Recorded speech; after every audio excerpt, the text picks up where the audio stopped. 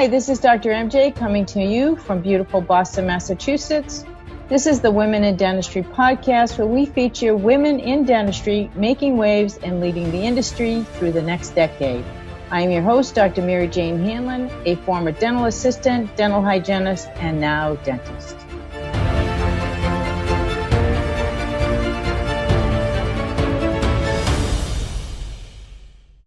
I'm very pleased to introduce you today to Miss Tiffany Wuebben.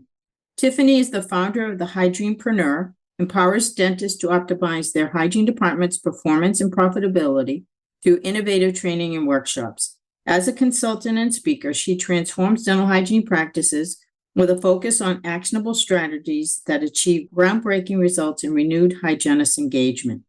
Through her book, Hygienepreneur, the Dental Hygienist Guide to Achieving Career Success and Personal Transformation, Tiffany shares keen insights and inspiring stories for hygienists everywhere. With over 30 years of industry experience, she has championed successful hygiene departments to enhance patient care, elevate practice performance, and profits.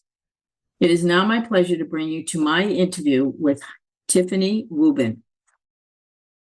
Tiffany, I'm so excited to have you with me on the show today. Thank you so much for taking time out of your schedule to be here with us and to share your story with the community. So if you don't mind, you can jump right in and share with us how you got into dentistry.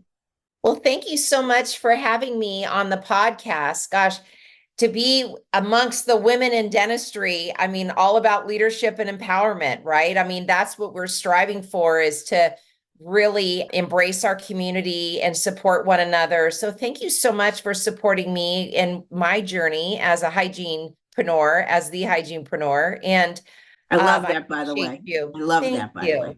Thank you. Yeah. So I got into dentistry from my dentist that I went to, and I was a patient, and I had a young child, and she said, what are you going to do for the rest of your life? What are you going to do? And I said, I'm just going to raise my baby and be a waitress. I loved taking care of guests. I loved hospitality.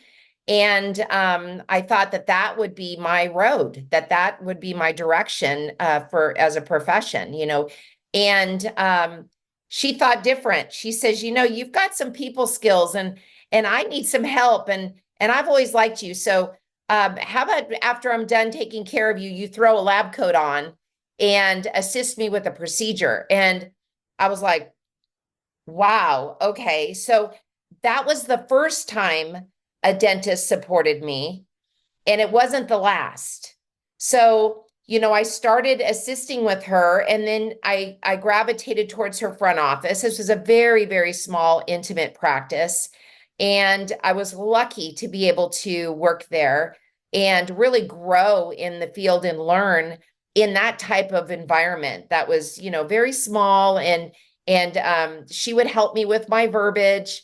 She would help me, with the processing claims, all of these different things that I never knew. And it was really, really nice to have her support. So from there, I went on to bigger practices and, managing practices and continuing to grow as an administrator, even running 6 practices at one time as a regional manager, both in general dentistry and specialty, and continued to wanted to grow and learn, and just like a sponge, anytime a doctor or somebody in leadership said, hey, I'm going to send you to a course, or, hey, have you ever thought about going and negotiating insurance contracts with insurance companies and going to, Orange County and meeting these insurance people? And I thought, well, I've never done that before, but yes, I'm down to learn. But they always saw something in me that I really didn't see in myself. And, before you and I got on the podcast and you hit record, you kind of talked about having the self-esteem and the confidence to move forward in your career. And at the time, I really feel like everybody was kind of pushing me, and I was like, okay, I'm going to say yes to these doors because you believe in me. But I always thought, is this really right for me? Like, am I the right person here? And so even early on, kind of had a little bit of that imposter syndrome happening, questioning, whether I could do it or not. But I think every single time I achieved a personal goal, a professional goal, I grew as a person and I gained more confidence. So Amazing. Amazing. there, That makes all the difference in the world, just having somebody believe in you, even if you don't believe in yourself, isn't it? isn't it amazing too? It's like I've always had such great experiences with my practices, with my owner docs, and I really do think it's because I would always step forward in a service mode, like, okay, how do I serve the practice best? How do I serve the patients best? And then what happens is reciprocated. They look at me like, oh my gosh, we've got this unicorn. We're going to absolutely nurture her. And, whatever her goals are, we want to make sure that we're, helping her to succeed with those goals. And so, but I think it's because I had the growth mindset. So, having that growth mindset really does open opportunities for you. And I found that that was what was happening with me as my career went from practice administrator on to going to hygiene school. And then, of course, being an entrepreneur in my private practice, in my putting myself in that entrepreneurial role. And then moving from that to being a full-blown hygienepreneur, entrepreneur, starting the Hygienepreneur company. So, but it's such a transition, right? Mm-hmm. So tell us a little bit about what it was like to go to school with a child. I mean, how old was your daughter, son? I had two children, and I had a little boy and a little girl. And so my son, who was the firstborn, was so easy, and my daughter was easy as well. But I sit back and I think, I'm like, wow, those kids were really resilient. I mean, being able to, I dropped them off at a lady's house who worked at the pre-care program at the school. I would drop them off at her house because the pre-care program didn't open early enough. And I had to get to school, and it was an hour and a half drive from my home in Temecula, California. So I had, again, another person that was supporting me in my dreams and goals, and taking my children early in the morning. And those kids just sometimes with their blankies and tired and all of that. And they went there and had their breakfast, and then went to pre-care with her, and then went to school all day, went to post-care. And then I rushed from school to get them on time because we always hit traffic. And then, of course, had to come home, and we did sports and their schooling. And then I had my school. And so, they learned to be very independent. And I think that was a great, learning experience for them. And they created some wonderful habits, being able to be self-sufficient with their studies. When I had to study, I was like, I'm sorry, you've got to get that figured out, or hold that question and come to me when you've got at the very end, and I'll help you.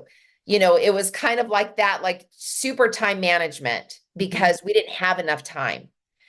And then I'd get them to bed, and I'd stay up very, very late to study, as all of us have done in dentistry going through school, and then get up at 3:30 or 4 in the morning to relook at all the lessons and get ready for quizzes for that day or tests, and then, get those kids ready, get them off to school, and then we're doing it again. So it was a struggle. It was a hustle. And also I was single.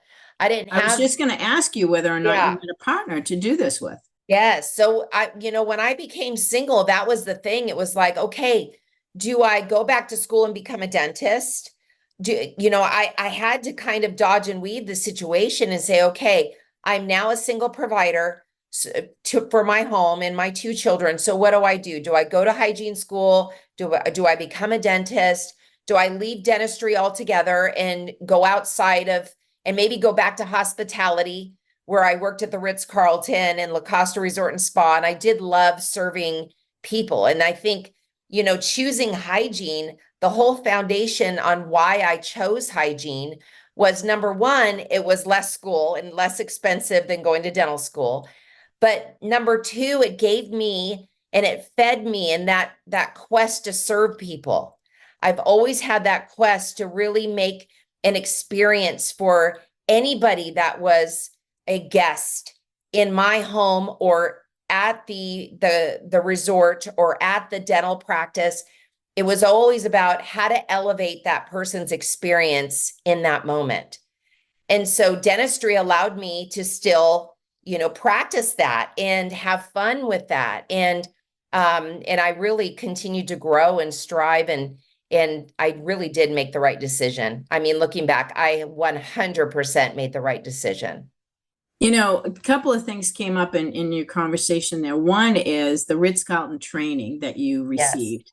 What an impact. I mean, we had, I've done a few of the Ritz-Carlton training courses, and it's an amazing process. I've actually had an experience going into a Ritz-Carlton in Chicago, and it was a return trip for me because I'd go out to the ADA for meetings, and it was a return trip for me. And the doorman said, "Hi, Dr. Hanlon, nice to see you again. Welcome back." And I almost fell off the curb because it just blew me away. It just blew me away. So yes, having that much attention to detail is really important for our practices and for making patients and the people that are part of our team comfortable, right? Being on the same page and just making sure everybody feels, respected and welcome. What great training for you. Good for you. Well, I'll tell you, I was a concierge at the Ritz, and at La Costa Resort and Spa, I did everything. I mean, I worked in the restaurants. I worked at the Golf Starter. I worked in poolside.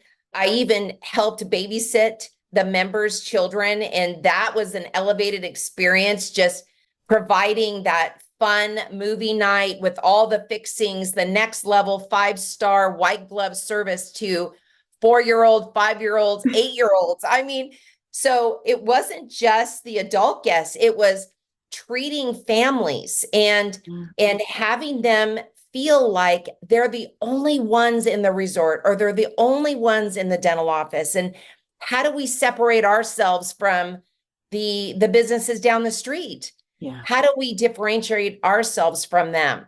That certainly would do it for sure. Well, it's all about, and this motto because you've gone through the training.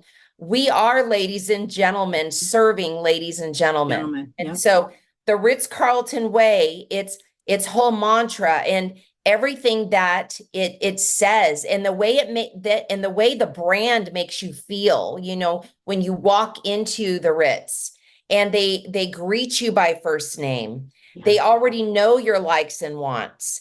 And, they remember. People make notes. It's like intention. There's always intention on every engagement.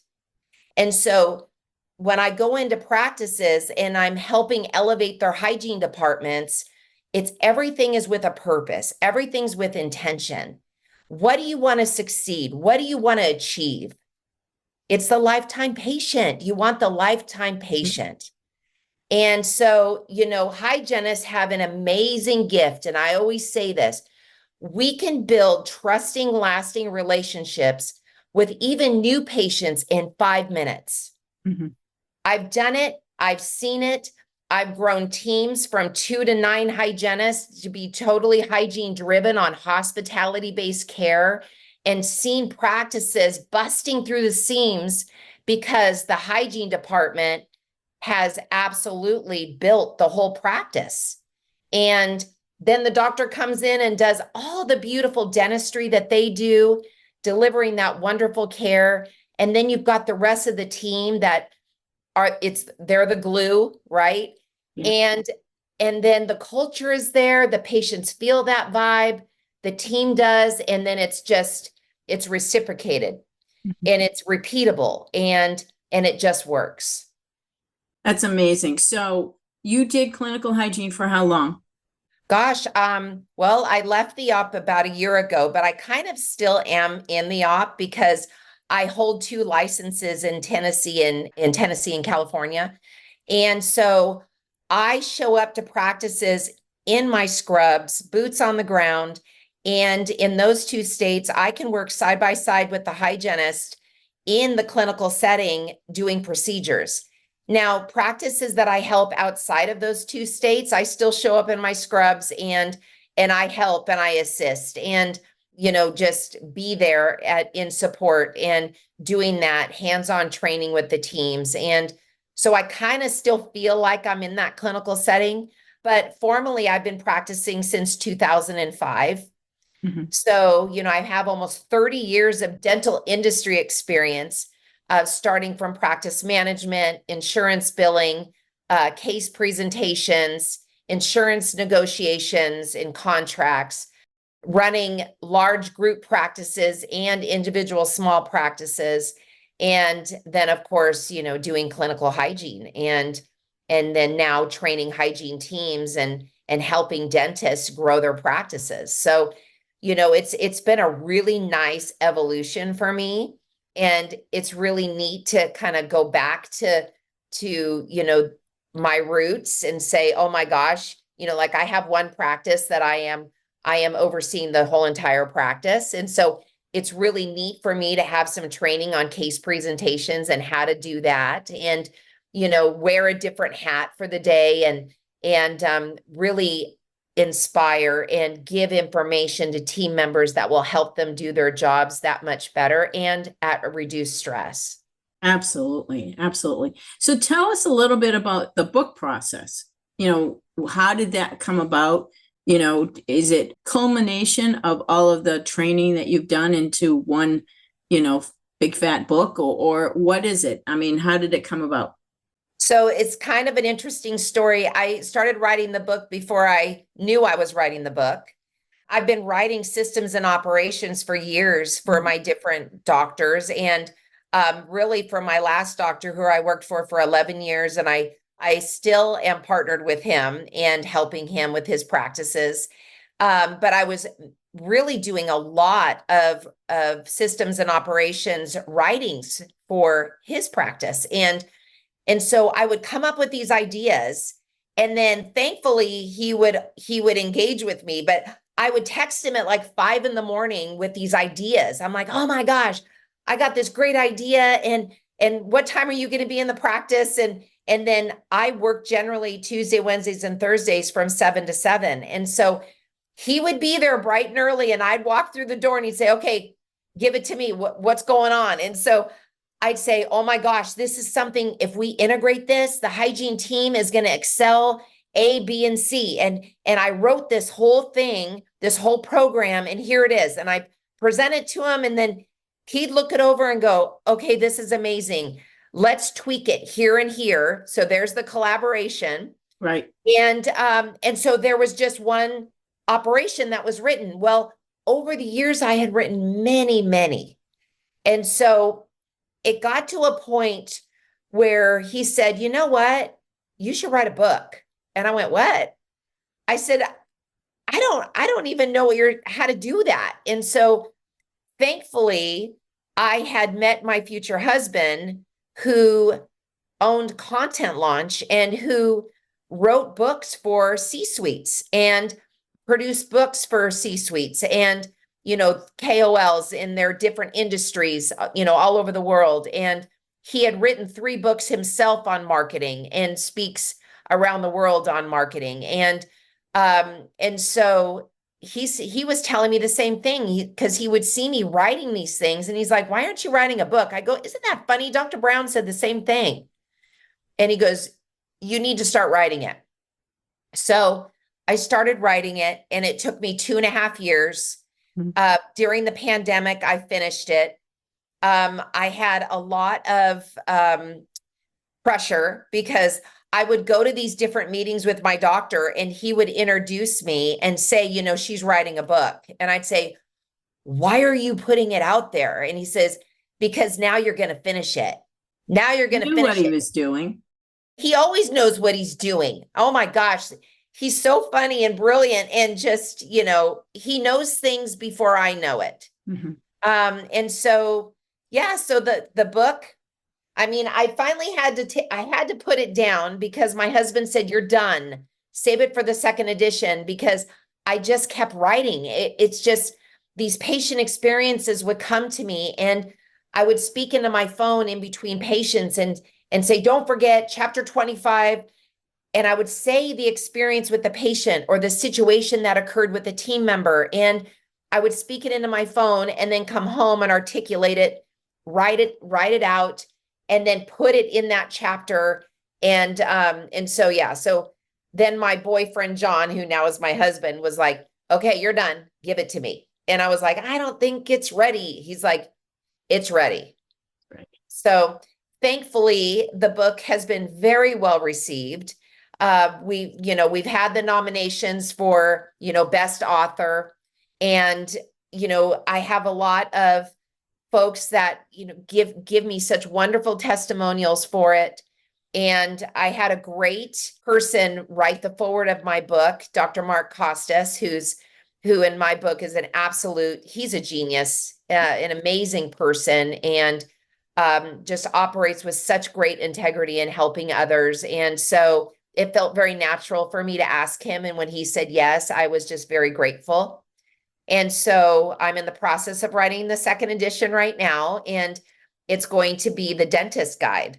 And so, Good. yes. And so I'm actively writing, and I will ask my husband when I'm finished, and then he will say, yes, you're done. And then we will get that one taken care of. And I'm hoping by the end of this year to have that one finished. So it'll be just wonderful to be able to push out and share and have fun with. Congratulations. That's an amazing accomplishment. Not an easy task to write a book. Not that I've written one, but everybody says it's a daunting task. And yes, he was right to say you're done, because you could probably go on forever and ever, right? It's so true, because we just keep having those experiences, and there's so many facets to dentistry. Like I go and I do I speak at hygiene schools to the soon graduating classes, and this is just something that I do. I like to go and help support those soon to be practicing hygienists in the real world. And I'll share with them. They'll ask me, what else is out there besides just clinical hygiene? And I'll say, there's so many things. And so, it's really wonderful to be able to share all the experiences and the people that surround me that are hygienists doing other things. And a lot of them are still in clinical hygiene because we absolutely love it. We love our patients. Yep. We love our practices. But to be able to kind of expand ourselves as a person and go out of the op and do a couple little things that really help keep us energized and renewed in our profession, it's just a wonderful thing. Awesome. Congratulations. It's an amazing feat that anyone can write a book, and you're doing it in dentistry in a hygiene position. I love the fact that you called it Hygienepreneur. It's hard to say, Yes, but it is.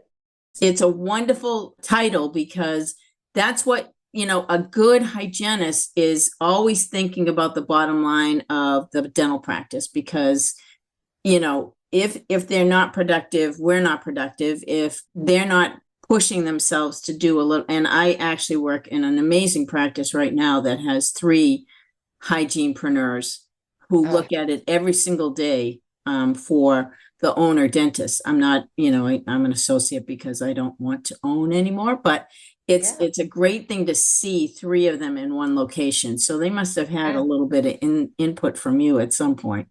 Well, I don't know about that. I know there's a lot of unicorn hygienists out there that they get it. They're like, we want to serve our patients, but we also know that by serving our patients best in the right way, with integrity, with the proper treatment plans, and that we're proactive on gum disease, and that we're having those conversations with our patients, of course the practice is going to win. So because we're serving our patients. And so when I go into practices, that's what I kind of focus on. Is I train the hygienists on the business side of the dental practice, the business side of the hygiene practice within a practice. And so that way they know, because that's not something that's taught at school. And I've met many hygienists that are practicing even 10, 15, 20 years that are still saying, I don't even know anything about that. Maybe they worked for a doctor that thought, oh, I don't need to share that with them. Or a lot of the doctors say, oh, I don't want to burden my hygienist with one more thing. Well, it really does give us that empowerment. Like if we have more knowledge about the business side of dentistry and why we need to really focus on that excellent patient care and doing beyond what we see right then and there and looking at the patient risk factors and really elevating our care for the patients in the practice, then we have a place to come to tomorrow that's Yeah. successful. So, it serves, that practice serves the community and it serves the patients, but it serves so many families that work there. So I feel a real responsibility when a doctor calls me and says, Tiffany, can you come work with my hygiene team?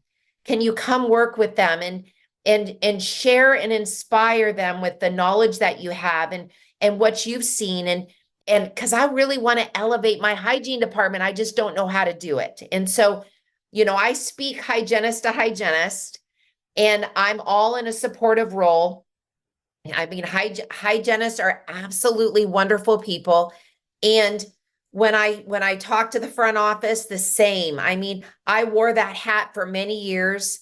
And so I understand the front office struggles too. And I love elevating the assistance role too in building a practice. And so everybody is important and everybody is valued. And so those are the things that we really focus on when we come in. It's like, okay, what is everybody's why? What's our mission statement?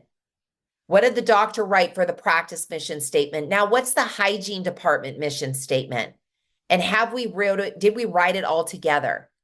And are we living it? Are we living Yeah, it? if you don't have a vision, you don't have there's no rudder on the ship. You have no idea where you're going. So Right. the doc is responsible for making sure that vision is set, but the mission everybody should collaborate on. I totally agree. Yeah. And when Well, the team is involved, obviously everybody gets an opportunity to put their words in, and they, cluster around that and support it. Yeah, they're bought in. Yeah. If they're writing it, they're bought in. It's their words. And so, and that's why when we're doing operations manuals for practices, if they need that, I ask the team members, please write out all your job duties. Let's do it together. But I want your input because it's your job. And when they write it down, they get bought into that. They own it. It's their position. It's their mission statement. When they sit down and they develop that perio protocol with the doctor, they develop the assessment process with the doctor. When we do it as a united team, what ends up happening is those hygienists and associate dentists, everybody gets bought into it because we all took a part in writing it and developing it. And then we post it. We make sure it doesn't go in a book on a shelf. Exactly. So that they can see it every day. Yes. And the patients see it and they'll go, oh my gosh, I've never been to a medical practice or a dental practice that posts their why, their mission statement, and when patients see that, they know that the care is elevated. They know they've chosen the right place, and that makes them feel good. It's awesome. All right, let's shift gears a little bit, and I want to get to know you a little bit better. So, and the audience does as well. So what is something that people would be surprised to know about you? Well, it's only because I just got surprised to learn this about myself that I'm going to share this. I moved from California a year ago to Tennessee, and my husband and I bought over 16 acres, and we built a barn event center and we're finishing it. And it's been a labor of love, let me tell you. And I have all these people in the dental industry saying, when is it done? When is it done? I want to host a meeting there. And so what's kind of surprised me is how I like to work the land. Like my husband goes out there, and I'm just so grateful that he was brought into my life after being single for 20 years. And I'm so absolutely blessed to have him in my life. And he was a gift. He's been an absolute gift to me. And I've learned so much about myself through him.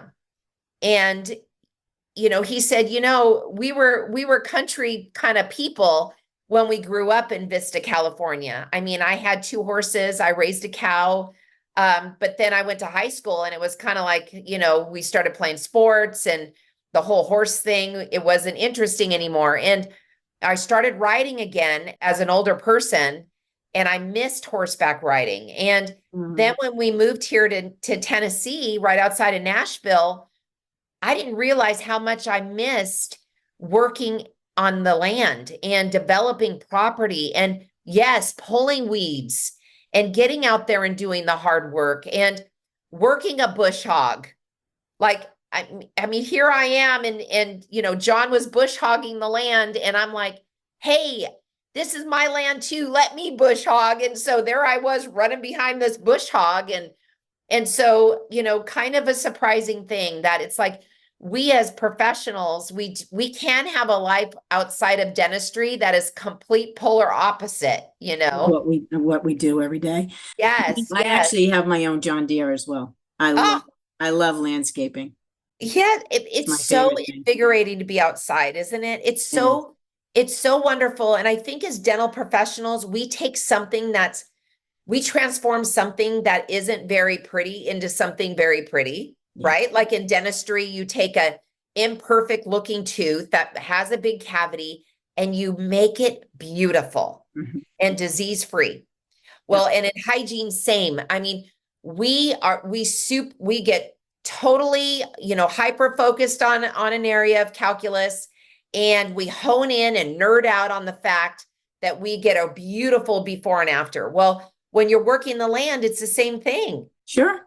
It's a before and after. And, so any chance I get, I'm You're out there outside. in the property with John and helping any way that I can. Are you on the east side of Tennessee, of Nashville, or the west? So we're northeast of Northeast. Nashville. Yes. I just spent 2 years in Knoxville, so I love Tennessee. Oh, yeah. We're about state. 45 minutes from the airport, the Nashville airport. And so we know that it's going to be a good location for events. And, so that's something that we're working on currently. And so, of course, he and I are running our companies and then we're trying to get this property developed. And it's going to be great when it's done. That's for sure. Very exciting. I hope that you'll share the information with me and I'll put it below on the YouTube page when it's ready to go. Absolutely. Yes. Love so that. When you reflect back in your life, you are obviously very confident, self-assured. From your presentation, that's what I perceive. Do you know that were you always confident growing up, or was there something that happened or somebody that challenged you that helped build your confidence? So I think I was always confident growing up because we were taught that we're destined for greatness from a very young age. And by your parents? By my parents, yes. And also grandparents. And, I just had a lot of support growing up. And my 2 children, I would always tell them, you are destined for greatness. Whatever you want to do, however you want to impact this world, you are destined for greatness. And so they both became collegiate athletes and, rose to every occasion, just wonderful in what their field and what they did in their communities and helping young athletes and giving back to the sport that gave them so much. And so I'm finding that that's what's happening with me, is that I'm so very grateful for dentistry and the impact that it had on my family and me as a single parent, being able to, go to school and work and survive and be able to go to all my children's travel games across the country because I was practicing hygiene. Absolute gratefulness. And so I want to give back. I'm constantly wanting to give back to dentistry because it gave me so much. But I think as I've gotten older, I just keep getting more and more confident.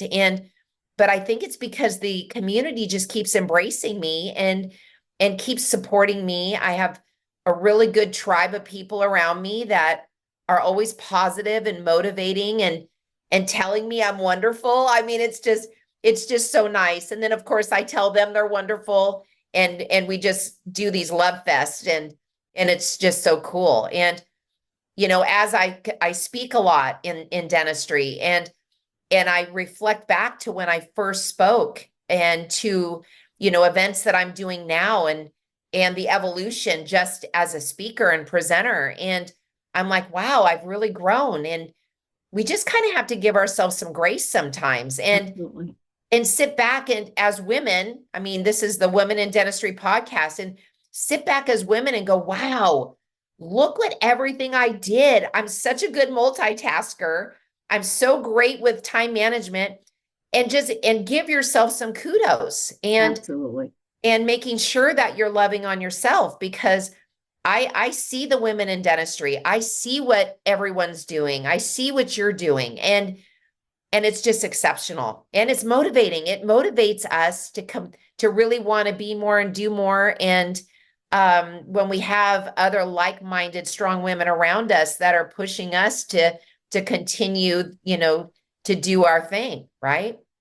So true. So true. All right. What is the best piece of advice you've ever gotten in your lifetime? Who gave it to you? So I think the best and the biggest piece of advice that I've ever gotten is, I don't think any mistake is a mistake. And, I think early when you're young, you're like, oh, I made a mistake, I'm going to get in trouble. Now what happens if anytime there is a mistake, or, someone misspeaks on something, or something doesn't go our way, it's a learning experience. And so, my mother has taught me so much about that, about giving yourself grace, and knowing that you are human. And yes, you have superhuman qualities. However, you're human, and it's okay. It's okay, to trip and get up and go, oh, okay, I know what I'm doing next time, right? And turn it into a positive. And so, that's one word of advice. And the other thing is just to say yes to every opportunity. And I learned that from my husband is, me saying yes to all these doors that are opening provided opportunities that I never would have experienced if I didn't say yes. And my doctor who I worked for, Dr. Brown, taught me another lesson. And it's that, go ahead and be uncomfortable. Get in a mode. If you just be uncomfortable, push yourself in a situation where you're uncomfortable, because you're going to rise to the occasion. And that's how you grow. So is true. how did I handle that uncomfortable situation? Okay, I'm gonna jump right into it. I'm gonna embrace it, and then I'm gonna grow professionally and personally because of it. Mhm. So I know you asked for one, but I gave you That's three. okay. That's They're okay. powerful though. It's Very powerful. powerful. A lot of us don't want to. We shy away from anything uncomfortable. And I find that if I don't think and I say yes, and then later I go, oh, why did I say yes to that? But I'm now going to the be job is done. uncomfortable. Yeah. It's done. And I said yes. I walked through the door. I embraced something uncomfortable. And you know what? I whatever it is, I went after it. I achieved it. I crushed it. And now I've grown, professionally and personally. So I really do support hygienists to get a little uncomfortable, move past the norm, and see what happens, and just embrace that. And you watch what goes on with yourself, and being that leader and having that sense of empowerment, and all of those things. And it's just a beautiful thing. It's just beautiful. Absolutely. Who do you think has had the biggest impact on your life? Well, I think I had a really strong upbringing from my parents as far as work ethic. So, when you talk about, a growth mindset, you also talk about an owner mindset. And so early on, my parents they always acted as owners when they were working for a company or when they had their own companies. So they were my first experience into what it looks like to be an entrepreneur. And I watched them, start companies and grow companies and have successes and have setbacks and all of those things and what that looked like. And I think their owner mindset impacted me. So that way later, every time I worked for a doctor, I had an owner mindset. I embraced that practice like I owned it, like I was writing the checks. I took care of equipment like I paid for that laser or I paid for that handpiece. It is just something that was ingrained in me. And I look at my sister and brother who are both in the service industry and, love serving people as well. They both have that same work ethic. They both have that owner mindset. And I think that lesson has really served us well at helping us grow in our professions. It's amazing that the impact of just thinking a little bit differently has on your results and the outcomes. Yes. And just being positive. I mean, Mm-hmm. like I always look at people like they have the best intention. Mm-hmm. So it's kind of interesting. Like, for instance, I had a doctor call me a couple weeks ago and we're working with this practice and he's like, I'm having a real issue with this hygienist and this is what I'm needing from her. And I said, okay, well, you're not going to get that because she's not been trained with that yet. So we've got to train her. We've got to give her the tools and the resources and you watch what happens. So let's do that. Let's do that. Let's start nurturing that whatever that is.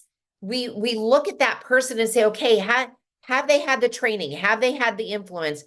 Have they been nurtured? And so when we look at that and then we provide those things, hygienist, front office, other team members, they love that. They're like, okay, finally I'm being heard. Finally, there's communication there. Finally, I'm getting the resources so I can do A, B, and C. It's And all so perception, isn't it? It's the it's doctor's all about it. perception Yes. and expectation of what they want. However, they Yes. don't sometimes see the flip side, which is, have you provided what is needed for your team? Yes. So we act as that middle person between doctor and the team. That's And perfect. because not all of our doctors are good communicators, they have a lot on their plate. They are the bottlenecks, unfortunately, and we try to alleviate them, from wearing that hat of being the bottleneck. And because they don't want to be.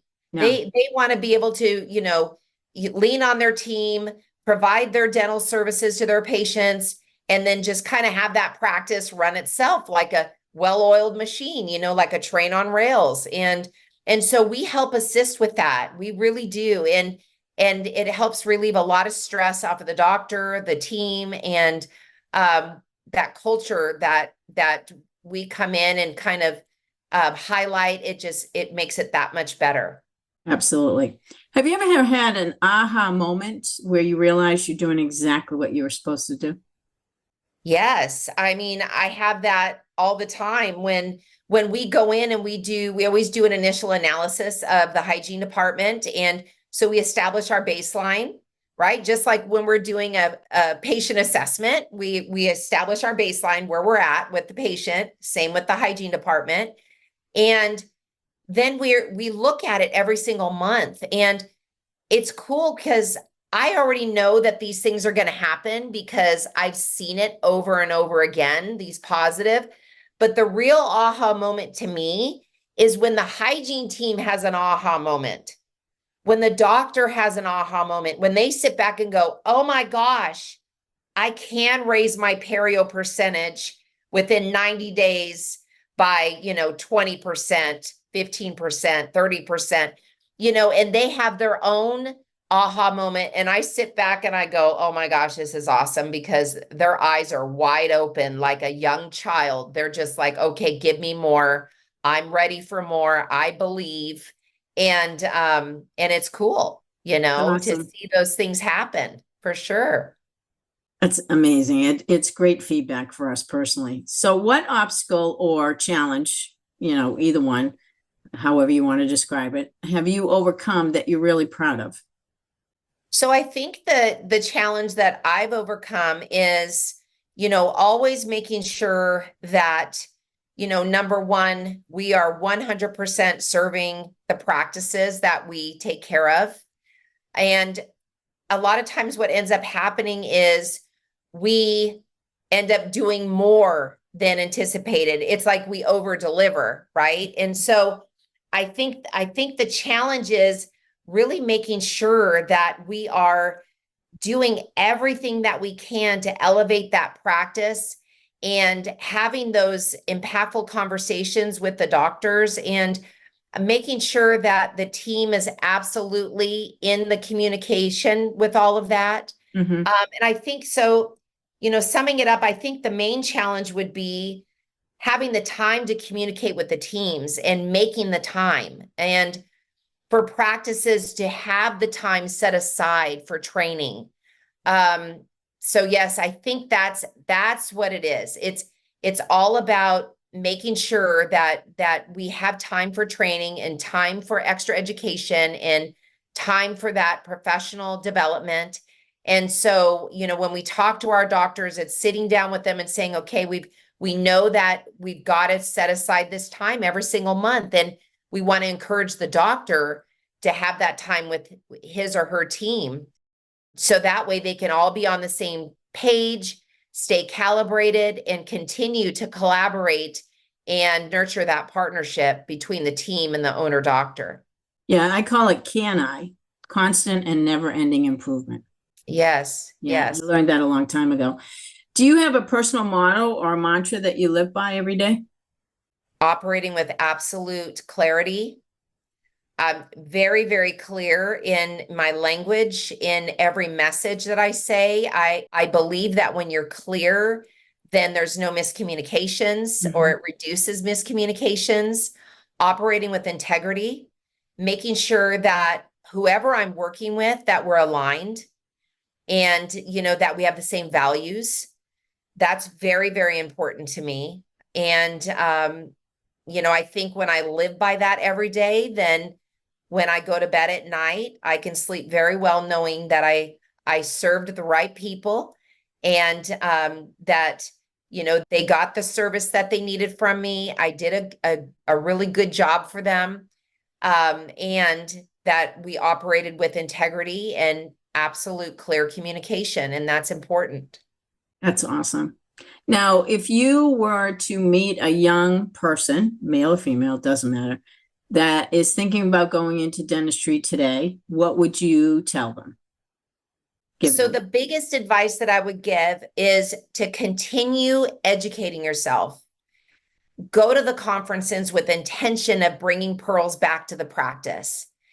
Go to the conferences with, a clear, like, this is what I do. Every single time I go to a meeting, a conference, I'm going to attend a webinar, I write down all of the goals that I have that I'm going to achieve at that conference. And what do I want to bring back to the practice at the end of the day? Taking action, not just going to continuing education to get my Just to go. Yeah. No, we've got to utilize it for that. And that's for development and growth. So any of the new grads, the new dental grads, the new hygiene grads, assistants, front office, it doesn't matter. Continue going to extra education to elevate yourself professionally and personally, and networking is huge. That way you can get feedback from like-minded individuals and continue to be fed and have those friendships and have that support. And that's really important. All right. Now, from where you sit today, I want you to think back, kind of the same question, just a different wording of it. I want you to think back to when you were about 18 or 19 years old, and what would you tell yourself then that you know now? What piece of advice would you give your younger self, basically, is what I'm asking. So it's kind of interesting that, sometimes people will say, oh, I wish I wouldn't have done this in my career, or I wish I wouldn't have done that gone down that road with that relationship. Well, what I've learned is that everything is for a purpose. Mhm. So I worked at the Ritz-Carlton. I worked at La Costa Resort and Spa. That was the foundation for my success for dentistry. I didn't know it at the time. I didn't know that my whole being of how I serve patients was based upon all of the, teachings and strategies and the mantra from the hospitality industry, a totally different industry. So what I would say to my 18-year-old self at the time was, you're doing the right thing. What you're doing working in hospitality is the right road for you. And now that I'm 52 years old and I look back, I'm like, gosh, would I have been as successful as I am Mhm. in the dental industry as a hygienist, as a hygiene consultant and practice consultant, if I didn't have the influences of the hospitality industry? I don't know. Yeah, so It's true. kind of interesting. So Mhm. I think everything is it matters.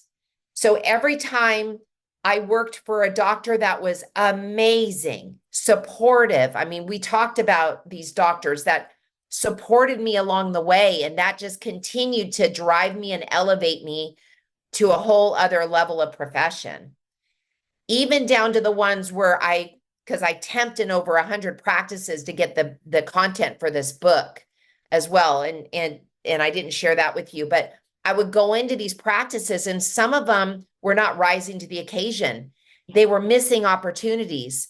And I sat back as a guest hygienist and I was like, oh, I hear that. Oh, I heard that verbiage. They would have got the yes if they said it a different way. I learned from those experiences.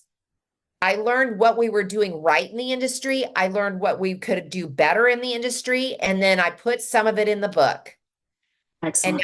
now even more is going to be in the second edition. But it's interesting that every single thing that we go through in life, I think it's good. It's for a Makes you who purpose. you are.